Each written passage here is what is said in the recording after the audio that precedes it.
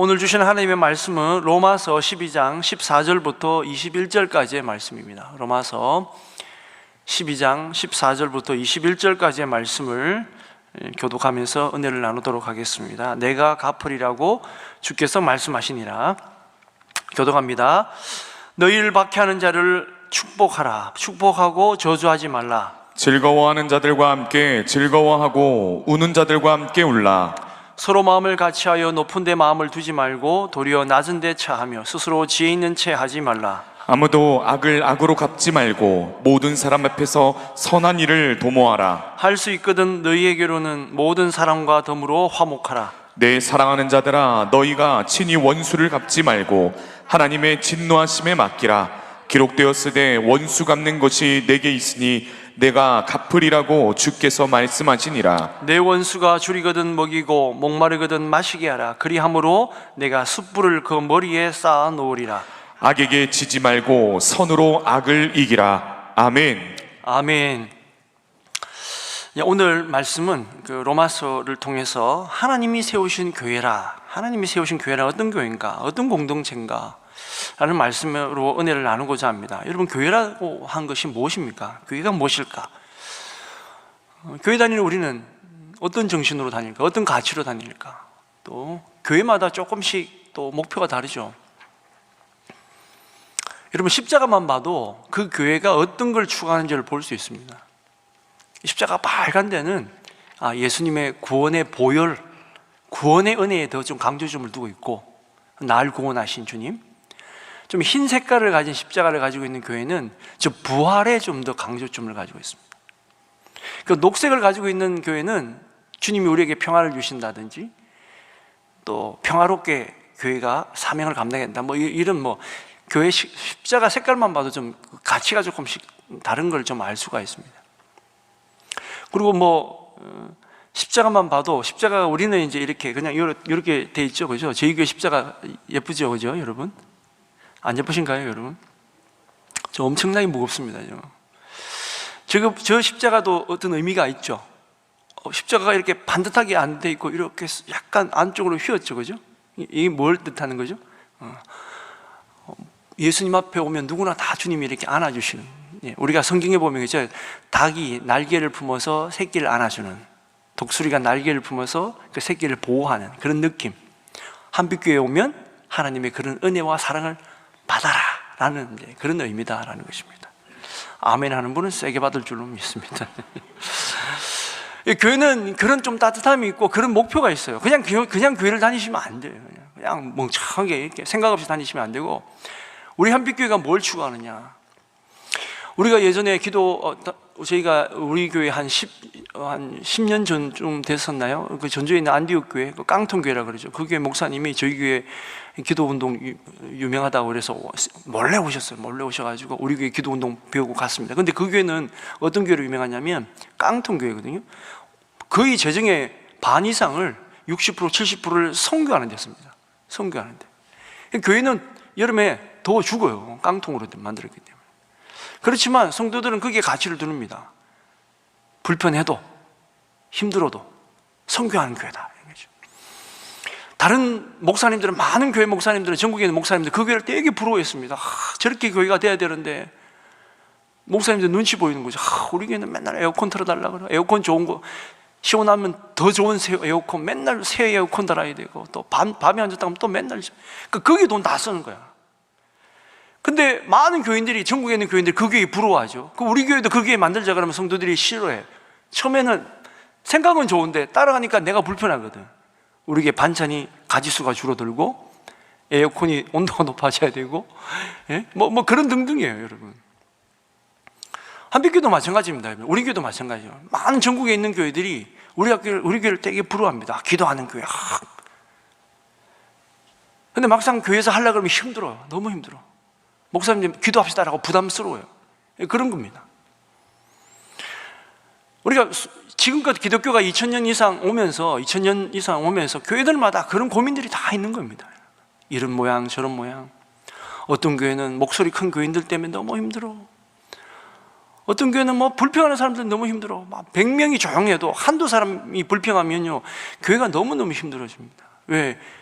우리가 싸우는 교회가 아니기 때문에 누가 한 명이 막 그렇게 떠들고 있으면요, 뭐 세상처럼 찾아가가지고 너가 막 조용히 해 뭐 이럴 수 있는 구조가 아니고, 그래서 이단들이 들어오고 휘젓기 시작하면요, 참 교회들마다 쉽지 않습니다. 다 내 일 아니라고 다 피해버리고 적극적으로 나서서 그 일을 막는다든지 어려움을 해소하기보다는 그냥 모른 채 해버려요. 교회는 그래서 여러 어려움들이 많이 있습니다. 로마 교회도 어려움이 많은 교회입니다. 오늘 우리가 읽은 로마서를 기록한 로마 교회는 예수님이 돌아가시고 나서 오순절 사건에 성령 받고 난 사람들이 돌아가서, 그죠? 그때 6월절에 전 세계에서 사람들이 왔죠. 6월절을 지내기 위해서. 근데 예수님이 십자가 사건을 또 부활 사건을 체험하고 오순절 성령 사건을 체험하고 난 사람들이 돌아가면서 각 지역에 조그마한 가정교회들이 세워지기 시작했습니다. 그걸로 하우스 처치라고 그래요. 근데 로마에도 그 교회가 세워지기 시작했습니다. 그 로마의 교회가 세워지고 나서 조금씩 교회가 세워지기 시작했는데, 오늘 그 성경의 말씀, 이 로마서는 이제 AD 한 57년에서 58년 정도에 고린도에 있던 사도 바울이 당시 AD 48년이나 49년 정도 됩니다. 클라우디우스 황제 때에 유대인들을 로마에서 다 추방을 시켜버려요. 그때 추방되었던 브리스길라 아굴라 부부가 고린도로 오게 되었는데, 그 고린도에 온 브리스길라 아굴라 부부가 같은 천막업을 하다 보니까 얘기를 들어보니 로마 교회 교인이었다는 거예요. 로마가 어떤 상황이었고, 로마가 지금 어떤 위험에 처했고, 또 어떤 박해를 받았다라고 하는 얘기를 듣고 사도 바울이 로마에 가지도 않았지만 로마 교회에 대한 얘기를 많이 들었습니다. 그러고 나서 클라우디우스 황제가 죽고 난 다음에 그 브리스길라 아굴라 부부가 로마로 다시 돌아갔습니다. 그 칙령도 다 해제가 돼요. 로마 유대인들도 추방했던 칙령들도 다 복구가 됐습니다. 그럴 수밖에 없는 게, 유대인이 없으면요 경제가 돌아가기 쉽지 않거든. 돌아갑니다. 그러고 나서 사도 바울이 로마서에도 보면 그런 얘기가 나옵니다. 내가 너희에게 꼭 가고 싶었다. 근데 내가 허락이 안 돼서 못 가고 있는데 언젠가 갈 거다. 그렇게 얘기하면서 먼저 편지를 먼저 씁니다. 그래서 당시 사도 바울이 그 선교 3차 여행을 하고 있는 도중에 고린도에 있었는데, 그 고린도에서 편지를 써서 누구에게 주느냐? 고린도 바로 옆에 보면 갱그리아라는 데가 있어요. 거기에 아주 충성스러운 집사님이 계셨습니다. 그 이름도 유명하신 베베 집사님이 계셨어요.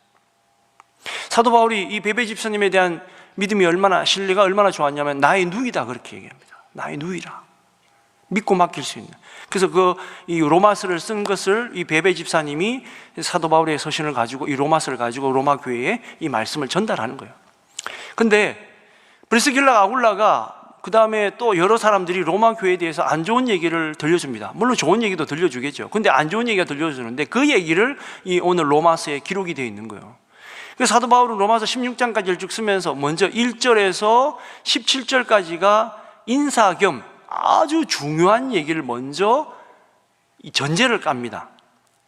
복음이 뭔가, 뭘까, 뭐냐라고 이제 전달하는데, 그 말씀이 우리가 너무 잘 아는 말씀인데, 우선에 13절부터 17절까지만 읽어볼 텐데, 특별히 16절, 17절을 여러분 잘 보셔야 돼요.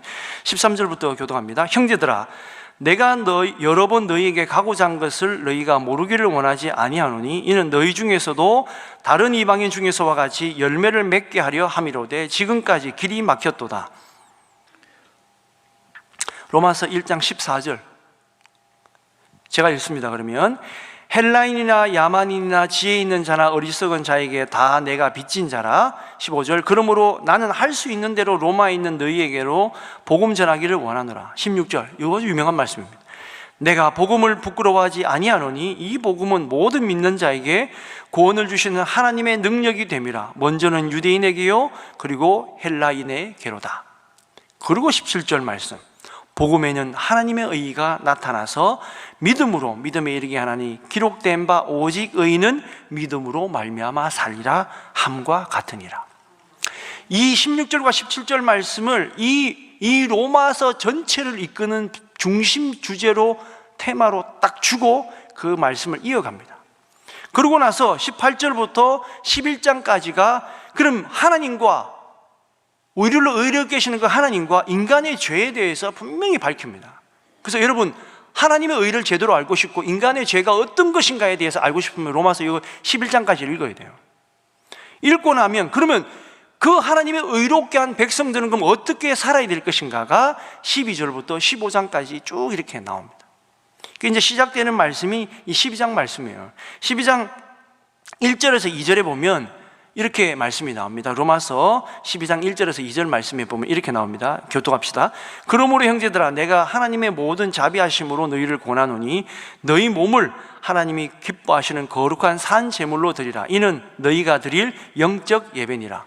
너희는 이 세대를 본받지 말고 오직 마음을 새롭게 함으로 변화를 받아 하나님의 선하시고 기뻐하시고 온전하신 뜻이 무엇인지 분별하도록 하라. 아멘. 자, 거기서 여러분 좀 동그라미를 좀 치시면 좋겠어요. 그게 뭐라고 되어 있죠?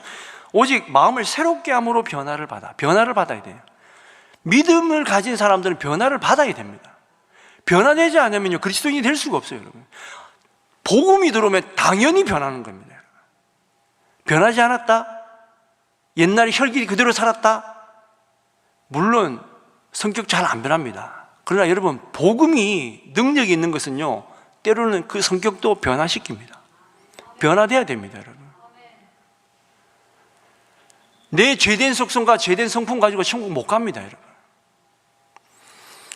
변화를 받는데 그럼 어떻게 변해야 되느냐? 하나님이 선하신 그 변화로 가야 되고, 두 번째 기뻐하시는 그 변화로 가야 되고, 그리고 또 온전하신 뜻이 무엇인지, 하나님이 우리를 온전하기를 원하시잖아요. 내가 거룩하니 너희도 거룩하라. 그 뜻대로 살기를 바라는데 시대마다 어려움이 있고 상황이 다르기 때문에 거기에 대해서 말씀을 통해서 잘 분별해야 된다는 거예요. 변화된 사람은 분별지를 가져야 돼요.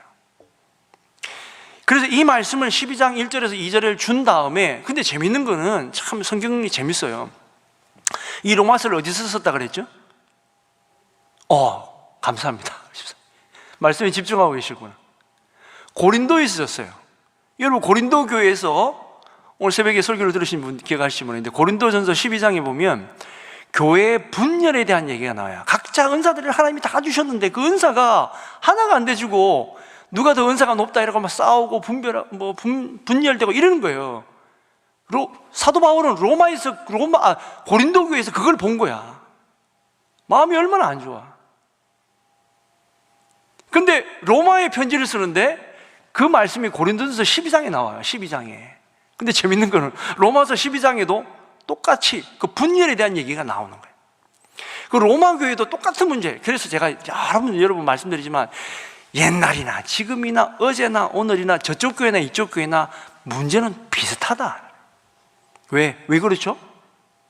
인간이 죄성을 가지고 있는 건 똑같은 거예요. 여러분, 큰 교회든 작은 교회든 나이 먹든 적게 먹든 똑같습니다. 여러분, 우리가 주일학교 아이들 가도 있잖아요. 애들끼리 분파가 있어요. 파가 있다니까. 자기들끼리 싸우는 파가 있어. 라면파가 있고 떡볶이파가 있고 튀김파가 있는 거예요. 유치하죠, 그죠? 유치하잖아요. 그거 가지고 파를 나누냐. 하나님 보시기에 우리 모두가 똑같아요. 여러분, 어른들도 보면 굉장히 유치해요. 싸우는 거 보면. 하나님 보시기에 그러지 않겠습니까? 그 동일한 문제예요. 그 동일한데 사도 바울은 그럼에도 불구하고 성도들에게 외형적인 변화가 아니라 근본적으로 변화가 되어서 삶의 새로운 방향으로 하나님께 나아가야 된다. 그래서 구원으로만 만족하는 사고방식이 아니라 가치관과 세계관의 변화와 함께 삶에 실제적으로 그리스도인이 변화가 되어야 된다는 겁니다. 그 말씀을 로마 교회에게 말씀하시기 훨씬 이전에 골로새서에서도 교인들에게 그렇게 얘기합니다. 그 말씀이 어디 나오느냐? 골로새서 3장 10절 말씀 같이 읽습니다. 골로새서 3장 10절 말씀 시작. 새 사람을 입었으니 이는 자기를 창조하신 이의 형상을 따라 지식에게까지 새롭게 하심을 입은 자니라. 아멘. 아멘. 창조하신 이의 형상을 따라서 지식에까지 새롭게 변화를 받아야 된다. 자, 이것을 가장 최근에 대한성서공회가 번역한 새하늘 성경이라는 게 있습니다. 새하늘 성경. 정말 따끈따끈한 성경입니다. 그 성경에는 뭐라고 되어 있느냐? 10절 말씀 새하늘 성경 버전으로 한번 읽어보겠습니다. 시작. 새 사람을 옷으로 입었으니까요. 새 사람은 완전한 알미에 이르기까지 자기를 창조하신 분의 모습을 따라 계속 새로워집니다. 아멘. 네, 그리스도인은 경건과 훈련을 통해서 날마다 그 생활이 변화되고 새롭게 되고 살아가야 되는 존재다라는 겁니다. 그래서 우리 감리교는 그것을 뭐라고 얘기하느냐? 성화라 얘기를 합니다. 변화되어 가야 될 존재. 어디까지? 그리스도까지, 예수님까지. 예수님까지 변화되는 사람을 뭐라고 얘기하냐면 그까지 가자 그래서 그걸 감리교에서는 그리스도의 완전이라 얘기를 해요. 성결교는 그걸 성결이라 얘기를 합니다. 신앙인의 삶을 그렇게 변화시켜 가야 된다라는 겁니다. 그러니까 다시 말씀드리지만 우리는 예수 믿고 완성된 존재가 아니라는 거예요. 구원을 허락받은 존재이긴 한데 완성된 존재가 아니다라는 거예요. 그래서 있잖아요, 찬송가 452장에 보면 내 모든 소원 기도의 제목 아시죠? 내 모든 소원 기도의 제목 후렴이 이렇게 되어 있습니다. 예수님 닮기 내가 원하네, 날 구원하신 예수님을 내 마음속에 지금 고도사 주님의 형상 인치소서. 날마다 주님 닮아가야 되고 닮아가는 것이 나의 소원이다라고 우리 찬송가 작사자는 그렇게 쓴 거예요. 여러분의 소원은 뭡니까? 잘 먹고 잘 살고 부자 되고 뭐 자녀들 축복 받아가지고 집 좀 아파트 22평에서 24평 가고 24평에서 32평 가고 이게 소원입니까 여러분? 근데요 우리 믿음의 선배들은요 예수님 닮아가는 게 소원이었다니까. 우리가 오늘 이 시대에 하나님이 주신 축복으로 말미암아 우리는 얼마나 신앙을 부끄럽게 하는지 몰라요. 그들은 우리를 위해서 이 땅에 이 교회가 온전히 서고 하나님의 영광을 드러내기 위해서 이렇게 눈물을 흘리며 피 흘리면서 교회를 우리에게 신앙의 자유를 줬는데 우리는 그저 내 먹고 잘 살고 얼굴에 기름칠만 나오기를 위해서 기도하고 있는 것에 얼마나 가슴이 아플까. 그거를 위해서 싸우고 있는 거예요. 그냥 여러분 우리 14절, 17절, 19절, 21절에 아주 구체적으로 저주하지 말라, 악으로 악을 갚지 말라, 원수를 갚지 말라, 악에게 지지 말라 이렇게 되어 있지만 이 14절 앞에는 교회 내에 분열되어 있는 여러 현상들에 대해서 얘기하는데 참 부끄러운 겁니다. 그러니까 로마는 교회 내에 분열도 있고 또 고린도 교회와 조금 더 다른 게 뭐죠? 박해도 더 심했어. 원수가 더 많은 거야. 그러니까 고린도 교회보다 좀 더 사도 바울이 적극적으로 얘기하는 겁니다. 교회 내 분열도 형제와 한 자매가 하나가 되어야 되지만 그것도 넘어서서 때로는 너무나도 심한 박해와 원수들이 있는데 거기에 대해서도 어떻게 하느냐? 진짜 초월적인 사랑과 초월적인 사랑을 베풀어라는 겁니다. 그래서 14절에 저주하지 말라, 악으로 갚지 말라, 원수를 갚지 말라, 악에게 지지 말라 라고 이렇게 쭉 얘기해 주는데 여기에는 세 가지의 원리가 있습니다. 이 원리를 잘 기억해야 돼요. 그래야만 이렇게 할 수 있습니다. 첫 번째, 성도들 간에 상호 공감의 마음과 겸손함을 실천해야 된다. 자, 15절 16절 같이 읽습니다. 즐거워하는 자들과 함께 즐거워하고 우는 자들과 함께 울라. 서로 마음을 같이하며 높은 데 마음을 두지 말고 도리어 낮은 데 처하며 스스로 지혜 있는 채 하지 말라. 아멘. 바울은 가장 먼저 이 원수를 사랑할 만큼의 사랑의 초월적인 사랑을 하기 위해서 뭘 해야 되느냐? 공동체 내에 사랑을 먼저 강조합니다. 하나가 되는 거. 자, 즐거워하는 자들과 함께 즐거워하고 우는 자들과 함께 울라. 교회가 어떤 일을 하게 되면 같이 하고 기도하면 같이 기도하고 중요합니다. 장례식장 가서 같이 울어주고 있잖아요. 잔치집 가서 잔치해 줄 수 있는 그런 마음. 혼자 튀면 안 돼요. 개성을 죽여라는 게 아니라 공동체는 공동체가 하나가 될 수 있는 공감 능력을 가지고 있어요. 로마 당시 교회도 신분이나 또 배경의 차이가 엄청 큽니다. 그렇지만 그 복음 안에서 하나가 되도록 서로의 감정을 공유하고 공유뿐만 아니라 공감을 해라라는 겁니다. 근데 그렇게 하기 위해서는 어떻게 되느냐? 낮아져야 돼요. 우리 예수님이 절대적인 공감 능력을 가지고 계시거든요. 우리 주님이. 왜 그러냐? 종의 형체를 비우셔서 제일 낮아지셔서 누구보다 공감 능력이 크신 분입니다. 주님처럼 되시려면 더 낮아지셔야 돼요. 그러니까 교회가 하나 되는 방법은 다른 게 없습니다. 다른 이보다 낮아져야 돼요. 두 번째는 악으로 갚는 방법을 포기하고 하나님께 맡겨야 된다. 사실 오늘 말씀의 주제이기도 한데 17절 말씀 같이 읽습니다. 시작. 아무에게도 악을 악으로 갚지 말고 모든 사람 앞에서 선한 일을 도모하라. 아멘. 자, 이 말씀은 사실은 여러분 로마 교회 교인들이 그냥 가만히 멀쩡히 있는 사람들을 갖다가 뭐 해코지를 했다든지 그런 게 아니거든요. 그러니까 박해하는 사람들한테, 때로는 자기들을 괴롭히는 사람들한테 뭔가 하려고 하고 싶은 거야, 진짜. 아유, 지금 가만두면 안 됩니다. 뭐 이렇게 하고 싶은 거예요. 당했으니까. 근데 여러분, 구약에 보면, 구약의 율법은 어떻게 되어 있죠? 구약에 눈에는 눈, 이에는 입니다. 그게 구약 율법이었어요. 그죠?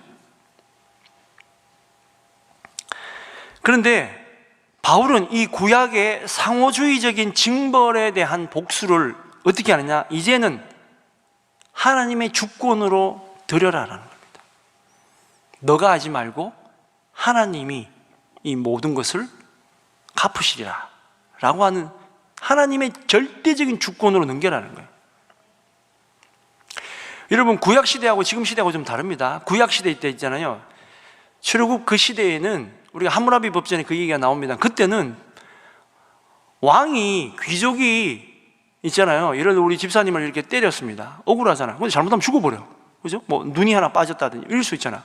법이 없으니까 왕이고 귀족이 하는 거는 다 용서가 되는 거야. 돈이 많은 사람은 다 해결되는 거야. 그러니까 사람들이 못 살지, 그죠? 억울하잖아요. 그래서 법이 단순해요. 그래? 그러면 똑같이 하자. 너 눈 빠져서 눈 뺐어? 그럼 너도 눈 빼. 왕과 귀족의 차이 없이 누구나 다 그렇게 하자는 거예요. 그러니까 동등한 법칙, 그 시대는 법이 발달 안 했기 때문에. 그러니까 그때는 그 법이 효용성이 있는 거예요. 근데 어느 정도 국가 체제가 되고 그 다음에 이제 뭐 우리로 하자 그러면 하나님의 예수님께서 이 땅에 오셨기 때문에 이제는 그 방법을 하지 말고 이제는 모든 일을 하나님께 맡기자. 법 체제도 돼 있고 하기 때문에 개인적인 복수하지 말아라는 거예요. 이 말씀은 분명히 행위가 아닌 믿음으로 의롭다함을 받은 우리에게 주시는 말씀이에요.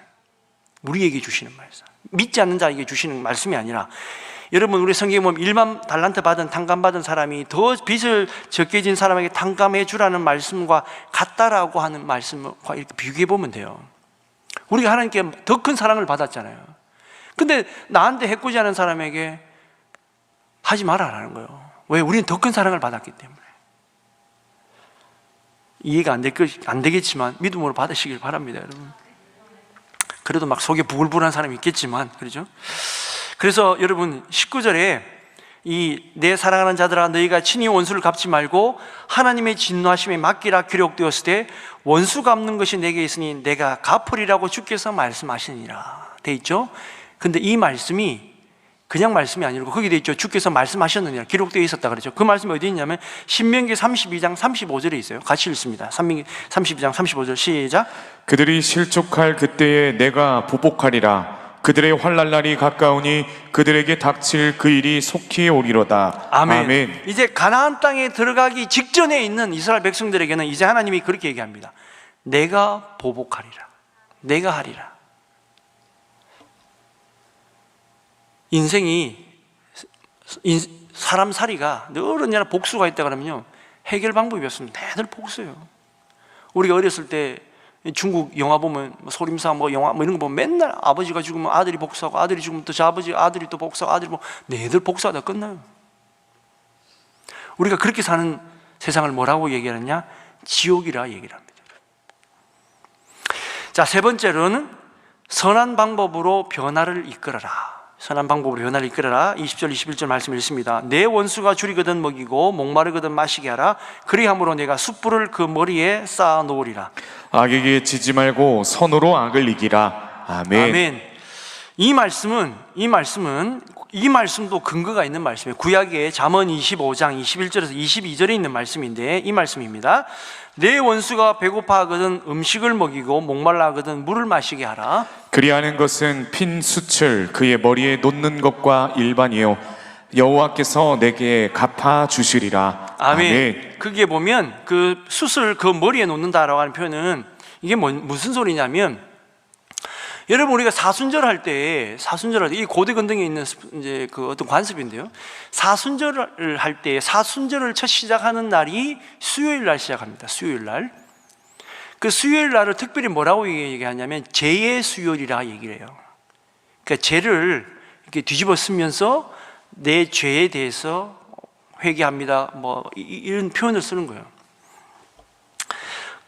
여기서 말하는 이 머리에 논다는 숫은 뭐 수치심, 고통, 뭐 가책 이런 걸 상징하는데, 내가 당신에게 잘못을 저질렀고 그로 인해 내가 고통받고 있음을 인정한다라고 하는 굉장히 공개적인 어떤 표현인 거예요. 그런데 원수에게 친절을 베푸는 것이 그와 같다라는 거예요. 실제로 수술을 하라는 게 아니고, 내가 원수에게 친절을 베푸는 것은 그 사람, 나에게 고통을 줬던 그 사람에게 머리 위에 수술 놓는 것과 같은 것과 같기 때문에 너희는 더 친절해주고 더 베풀어 줘라 라는 의미입니다. 그것을 하나님이 갚으시리라 라는 건데, 이 머리에 수술을 옮기는 행동은 어떤 것이냐면요, 내가 선을 베풀어서 그 사람을 변화시키는 거예요. 그래서 21절의 마지막에 그렇게 되어 있죠. 악으로 선을 이기라. 그죠? 악에게 지지 말고 선으로 악을 이기라. 선으로 악을 이기라.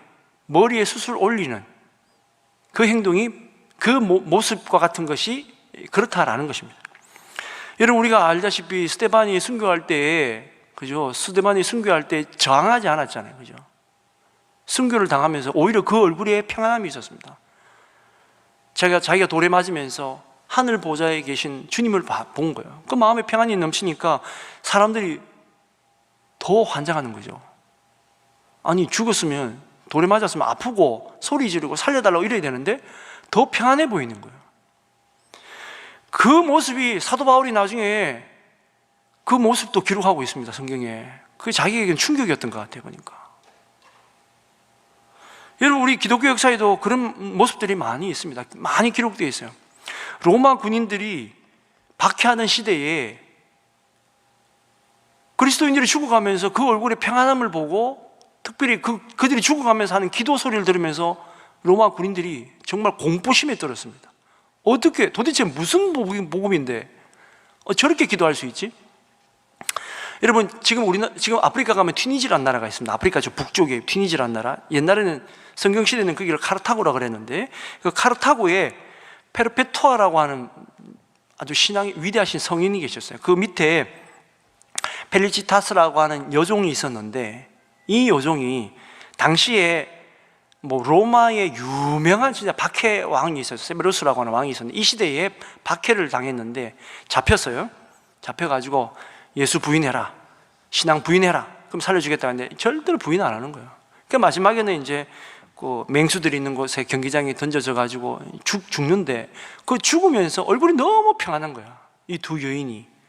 그리고 그 펠리치타스라고 하는 여종은 그 감옥 안에서 아기까지 임신을 해요. 아기까지 낳아요. 그러니까 엄마가 아기 살리고 싶으니까 배신할 수도 있잖아요. 배교할 수도 있잖아요. 근데 그렇게 순교당합니다. 그러면서 어떻게 기도하느냐? 하나님, 우리를 박해하는 로마 황제를 용서하시옵소서. 주여, 저가 구원받게 해주시옵소서. 나를 죽이는 저 로마 병성을 주님 용서해 주시옵소서. 이러고 죽는 거예요. 이 행동이 뭐냐? 머리에 숯불을 올리는 행동이다. 그래서 성경은 그렇게 표현하고 있는 거예요. 그런데 여기는 엄청난 비밀이 있습니다. 무슨 비밀이 있냐? 여러분, 우리가 예수님이 그런 얘기 하죠. 내 모든 짐을 나에게 맡겨라 그러잖아요.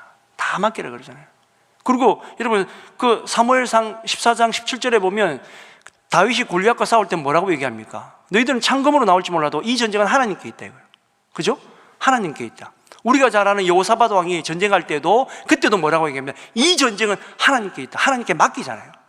우리의 삶을 하나님께 맡기면 하나님이 그 인생을 책임져 주신다는 거예요. 여러분, 그런 믿음 있으시죠? 원수도 마찬가지입니다, 여러분. 사랑도 마찬가지예요. 내 능력으로 안 되기 때문에 내가 하나님께 맡겨야 되는 거예요. 그것도 하나님께 드려야 되는 거예요. 그러니까 내가 하나님께 드리면 하나님이 갚으시는 겁니다. 하나님이 아십니다. 여러분, 우리 교회가 기도하는 교회 아닙니까? 우리가 기도하는 교회가 뭐 하자 막 그러지만 우리는 하나님께 맡기는 교회예요. 하나님이 하실 줄을 믿습니다. 우리가 하는 것보다 하나님이 하면 더 크게 역사하십니다. 아까 마지막 찬양 그랬잖아요. 너희는 가만히 있으라고. 하나님의 홍해를 가릅니다. 하나님의 홍해를 가르신다니까. 여러분의 삶에 답답함이 있어도, 여러분 삶에 정말 힘듦이 있어도, 여러분 그럴 때일수록 더 하나님께 맡기시면 하나님의 역사하심이 더 크십니다. 우리 하나님은 위대하십니다. 우리 하나님은 전지전능하십니다. 우리 하나님은 위대하십니다. 그 믿음이 있다면 내 삶을 주님께 맡기면 주님께서 하십니다. 그 하시는 주님의 손을 붙들고 승리하시는 여러분 되시기를 축원드립니다.